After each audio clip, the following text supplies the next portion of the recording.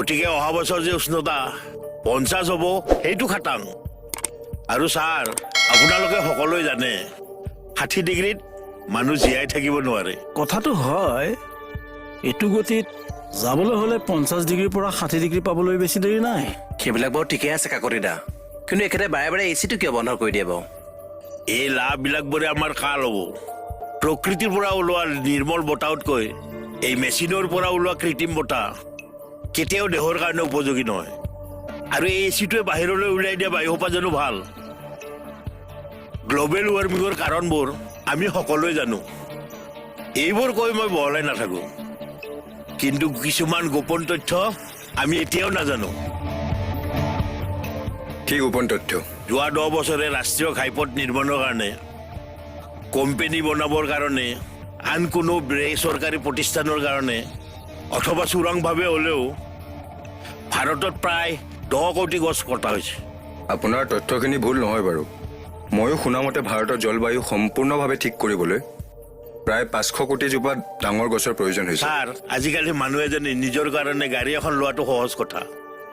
কিন্তু গছ পুলি এডাল ৰোৱাটো আপডাল কৰাটো ইমান সহজ কথা নহয় মানুহে আজিকালি গছ এজোপা কাটি কেনেকৈ দোকান এখন সাজিব পাৰি বা নিজৰ ঘৰটো সাজিব পাৰি এইবোৰে চিন্তা কৰি থাকে দাদা আপোনাৰ চিন্তাটো ঠিকে আছে গছপুলি ৰুই আমিও ভাল পাওঁ কিন্তু যদি আপোনাৰ প্ৰকৃতিৰ প্ৰতি ইমান কনচিয়াছনেছ আছে আপুনি নিজে গছপুলি ৰুৱক এনেকে মানুহক গালি পাৰিলে জানো কিবা লাভ হ'ব মানুহক ভালকৈ ক'লে শুনে জানো আৰু অকল মই গছ পুলি ৰুইতো নহ'ব এই শুই থকা মানুহবোৰক কোনে জগাব আৰু ছাৰ আমি সকলো কথাতে চৰকাৰক দোষ দি থাকিলে নহ'ব কিছুমান দায়িত্ব আমিও পালন কৰিব লাগিব আমিওতো আম কঁঠাল জাম এইবোৰ লগাব পাৰোঁ সেউজ বিপ্লৱ এটা আনিব পাৰোঁ নিশ্চয় পাৰোঁ আৰু ছাৰ আপোনালোকৰ জৰিয়তে